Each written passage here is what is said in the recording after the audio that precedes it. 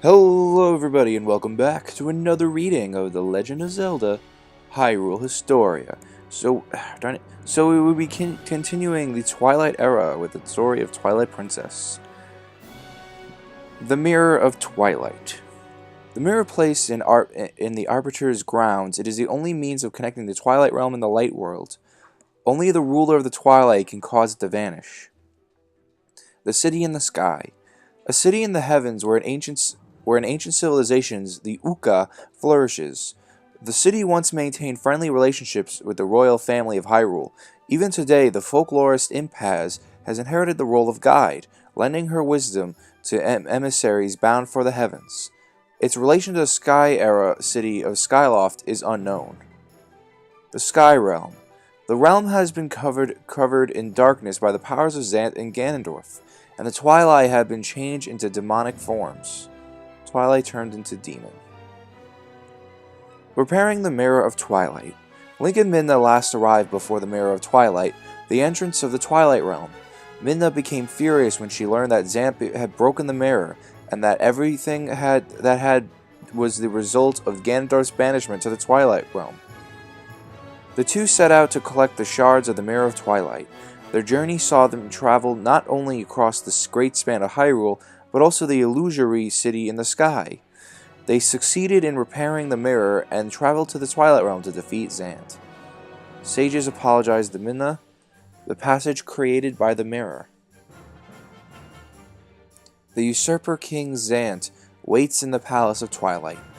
The light liberated from the Twilight Realm came to rest within Link's sword, driving back Zant's powers of darkness. Even the guardian deity of the Twilight Realm came to recognize him as a hero. Link confronted Zant in the Palace of Twilight. Midna regained the fused shadow from Zant and destroyed him with the Twilight's ancient powers. Phantom Zant. Everything has to have a phantom version, doesn't it? The map and the writing system of the Twilight Era. Hyrule Castle, located in Lanayru Province, sits at the heart of the world. The provinces known as Lanayru, Fawn, Eldin, and Ordona bear the same names as they did in the era of the goddess Hylia. They are protected by the light spirits who share their names. As the figure depicts, the writing system corresponds to the English alphabet, making it possible to decipher. For us, anyway. So yes, the writing from the Twilight Era is transferable to English, and it looks a lot like English letters if you look at it. Yeah, it looks a ton like English. The Resistance, an organization that uses Telma's Bar in Hyrule Castletown as a base for its maneuvers. The members are currently investigating the unusual phenomena that have been occurring all across the world. Telma is impressed by Link's skills and invites him to join the group.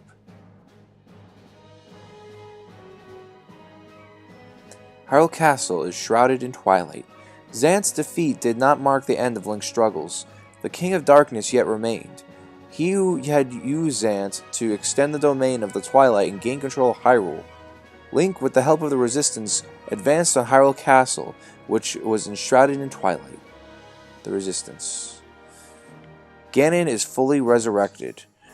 Ganondorf, King of Darkness, who had been resurrected in the Light World, remained seated on the throne of Hyrule Castle. He launched his attack by taking possession of Princess Zelda and transforming it into a demonic beast. He later waged a battle with Link on horseback. Once Princess Zelda's spirit, which remained inside Midna, was returned to her body, she defeated Link using the light arrows. Consecutive battles with Ganondorf. Traces of the era of the Hero of Time. Goron tribe and the Zora tribe continue to be prosperous during this era. The Kokiri tribe does not make an appearance. All that remains of them is their tribe symbol in the Forest Temple. The Temple of Time, home to the Master Sword's pedestal, is rotted away and lies in ruins within the forest. The ruins of the Temple of Time, the Forest Temple, the Goron tribe, and the Zora tribe. The Triforce of Power. The power that dwells within Ganondorf. When he loses the battle, the crest disappears. No duh. Midna, the true form. The curse that was wrought by the power of darkness was lifted after the defeat of Ganondorf, and that's what Midna actually looks like, based off the Eastern vibe. Princess Zelda's resurrection and Ganondorf's suppression. Ganondorf took up the blade and had been used by the sages in his own execution and commenced the final battle. However, Link was successful in defeating him. Ganondorf, the King of Darkness, had lost, and the crest of the Triforce of Power faded from the back of his hand. The curtain fell on the destiny of the demonic thief Ganondorf, seeker of the Triforce, at least for a time. However, the invasion by the Twilight had produced much hostility, and the existence of the counterpart world of Hyrule had been exposed. The events of this time left behind a lingering scar whose effects would be felt in future eras. Ganondorf. Princess Midna restored to her true form in the Twilight Realm. Once the curse had been lifted, Midna regained her true form, that of a bewitching princess. She then returned to the Twilight Realm, smashing the Mirror of Twilight so that her world would never intersect with the Light World again. Her final request was that the denizens of the Light World would not forget that there was another world within its shadows. Link returned the Master Sword to the forest and went back to Ordon Village. The world received the blessings of the gods once more, and the land was covered in light. Link, the descendant of the Hero of Time. When Link steps into the twilight, the crest of the Triforce of Courage on the back of his hand begins to glow, and he is transformed into a beast. When he regains his human form, he finds himself wearing the green garb of the hero. The spirit of Link's ancestor, the Hero of Time, teaches him his secrets. Ever since returning to the child era, the swordsman has laminated the fact that he is not remembered as a hero. This is the reason he passes down proof of his courage and his secret techniques to the Link of this era, addressing him as his son. Link's dad, Link clad in green. Link and the Hero Shade. So yes, this is them pretty much saying that throughout the Twilight Princess, you find these golden wolves who will teach you a new sword technique. And that's revealed to be Link's descendant, who was also Link from Ocarina of Time. Basically, because he went back in time, just told Zelda what was going to happen. He wasn't the big hero, as he was if he remained an adult. So, he joined the Royal Guard and became a warrior, just like his family was thought to be before he was given to the Kokiri tribe in Ocarina of Time. Just to give more insight on that. Okay, we are now in the Shadow Era. Four Swords Adventures it begins with. The Trident, an evil weapon born of darkness that slumbers within the pyramid. It is said that no one enters the pyramid returns alive. On the stone monument that stands beside the pyramid is written, "Does your soul cry for destruction and conquest? We grant you the power to ruin the world." The Dark Mirror. A mirror that reflects the evil heart of its bearer, the spawning demons. It was once used to imprison the Dark Tribe, who attempted to invade Hyrule, and thus it is hidden inside the temple with no connection to the Dark World. Its relation to the Mirror of Twilight serves as a path to the Twilight Realm, as well as magic mirrors that exist in other timelines is unknown. But I'm sure one day they'll make that. The Evil Wind Sorcerer Vadi. Using the Force Sword, Vadi was sealed in the Elemental Sanctuary, a place only visible to children, by Link and the reigning Princess Zelda. Following his imprisonment, the sanctuary was watched over by the young Princess Zelda and the maidens. Shadow Link. Demons identical to Link that are born of the Dark Mirror and possesses the power of darkness. The resentment and evil thoughts of the defeated Ganondorf travel across time and space, emerging as shadows in the shape of the hero. The one that appears in the Elemental Sanctuary set a trap aimed at getting Link and to break Ganondorf's seal. Okay. Just to make this clear, this is Four Sword Adventures. This was the GameCube title, not the Game Boy Advance title that came with the Link to the Past for the GBA. I just want to make that clear because it can be kind of confusing. So, yeah. Just some context for the rest of this part of the chapter. The Cycle of the Gerudo Thief Ganondorf. Several hundred years of the Ganondorf's defeat, relations between the Gerudo village and Hyrule had become friendly once more, and peace had been restored to the land, so we all know what that means. However, there you go, one day a new Ganondorf was born into the world. He violated the laws of the town, trespassing into an ancient pyramid and taking possession of the trident. He also stole the Dark Mirror from the Temple of Darkness in the forest in order to turn Hyrule into a place of darkness. Plotting to obtain the power of darkness, that's Shadow Link. In order to enshroud Hyrule in darkness, Ganondorf began to usurp people's power. The first goal on which he sets his sights was the resurrection of the evil wind sorcerer Vaati, who had been sealed away during the Force Era. Ganondorf used the power of the Dark Mirror to bring Shadow Link into the world, throwing Hyrule into chaos. The resurrection of the evil wind sorcerer Vaati.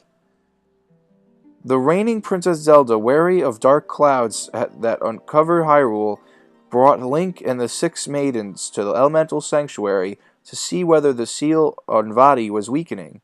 However, the moment the door to the Elemental Sanctuary was open, the maidens were swept off into different corners of Hyrule by the power of the darkness. Presents for Zelda and the maidens, Shadow Link.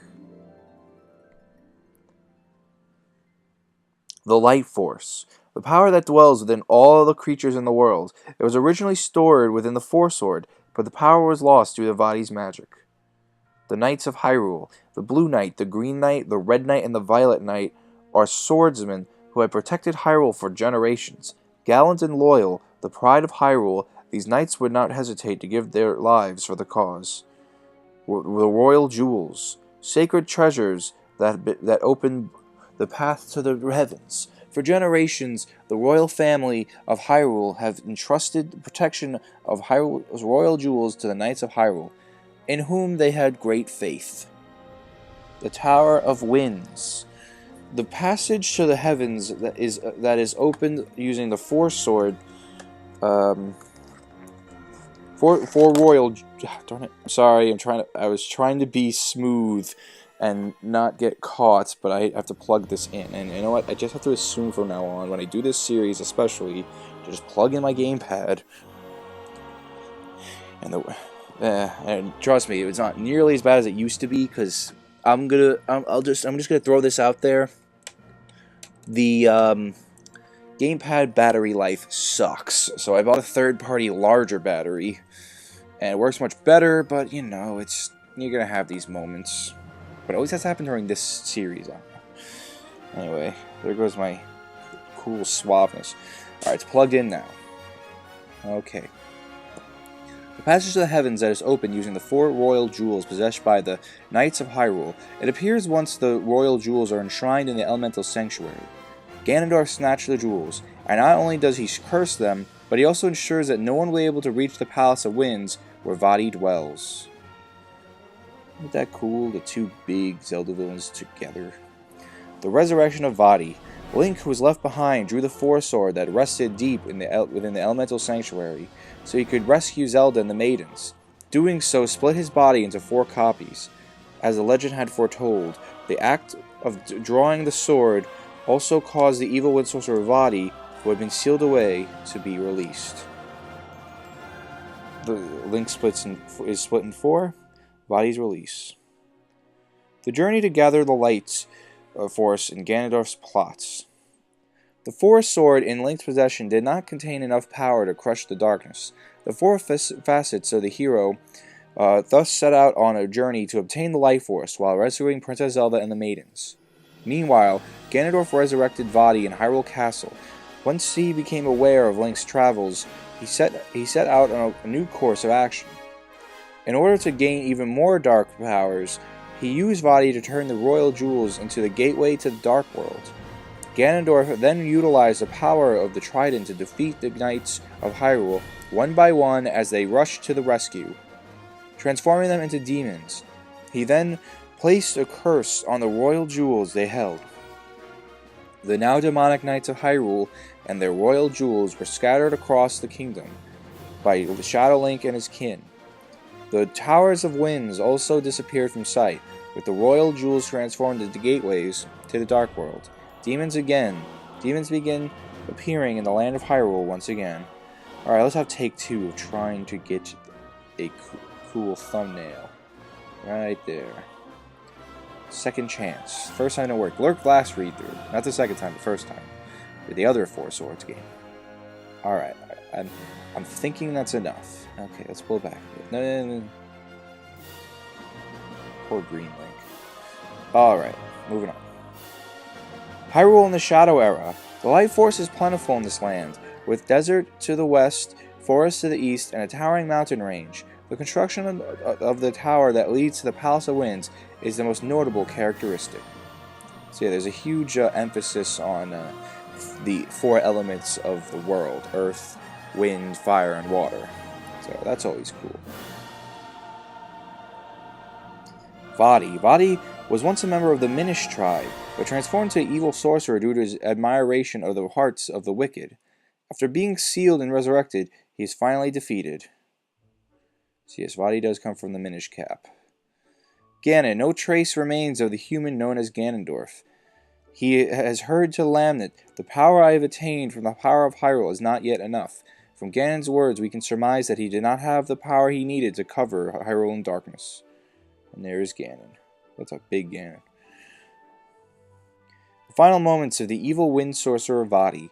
The 4 Links rescued the maidens from each corner of the land, liberating the knights of Hyrule and the royal jewels that had fallen into darkness. Upon receiving the 4 royal jewels from the knights, the Links ascended to the Tower of Winds and the elemental sanctuary using the power of the maidens. The heroes saved Princess Zelda from the top of the tower and continued on the realm of the heavens, where the dark mirror that had incessantly spawning Shadow Links lay. The 4 Links then recovered the mirror and defeated Vaati in the Palace of Winds. Yeah, why not? Why not, right? This is annoying, yeah, I know, but why not? Let's just soak this in. And it's kind of weird that there's no purple or violet, whatever, knight in this picture. Oh, who knows? The confrontation with Ganon and a renewed peace. The 4 Links and Princess Zelda made for the surface world as the Palace of Winds crumbled beneath them. There, Ganon appeared. The facets of Link cooperated with Princess Zelda to crush him, successfully sealing Ganon with the Force Sword. "I am the King of Darkness. I cannot be destroyed by insects like you," he cried as he sealed away. The light shone out all around them, and the darkness began to part. Link placed the Force Sword he had used to seal Ganon back into its pedestal. In the elemental sanctuary, and the faucets were once again reunited. Returning to Hyrule Castle, the hero received a grand welcome. Princess Zelda looked down on the proceedings from the hall in the chamber of the Triforce within the castle. The evil sorcerer Vaati had become caught up in the cycle of Ganondorf the Thief. Will the light world never be free from the threat of darkness? There may come a time when the land we have need of the Force Sword once again. And, on that subject, I actually kind of hope they do, because with the Wii U, I think a Force Sword style game would be really cool on the Wii U, especially with, for those who don't know much about Force Sword Adventures, how it worked was, the controller was actually a Game Boy Advance or an Game Boy Advance SP that you connected to the GameCube using the old adapter. And how it would work is if you go into a building or a cave or something, your perspective will switch to the Game Boy, and it's kind of like a prototype gamepad. You also use it to see text and everything. It was kind of like the Tingle Tuner for Wind Waker, but the whole game instead of just like for one mechanic. And yeah, I thought that was really cool. It didn't work out though, obviously, because how likely is it that everyone all 4 players you want to play with all have Game Boy Advances and link cables? I had one. My dad and I both had a Game Boy Advance, and I had a Game Boy Advance SP after that. But link cable, I mean, I used it quite a lot for, like, honestly. I used it quite a lot for, like, honestly, it was mostly for Chow, I think, putting it between Sonic Advance and Sonic Adventure 2 Battle, because that was a big thing. And then there was also I never used the Tingle Tuner. I didn't even know that was a thing. What else was there? I know I used it for one other game. Oh yeah, I used it for Animal Crossing a bit, especially with the e-reader. So yeah, that was a thing. So yes, that brings this timeline, the Child's Victory timeline to the end. Once again, I'm gonna cut it short here because I need to I just like starting off in a new timeline section. I think it makes more sense that way. I'm not going to do that with the next part of this book, which is the creative concepts and art and all that, because I don't think that's necessary as this timeline, because I think it's more conceivable if you get to watch it within certain episodes. So yeah, thank you all so much for watching. I've been Billy, your video game analyzer. Have a good day, good night whenever you're watching this, and I'll see you next time.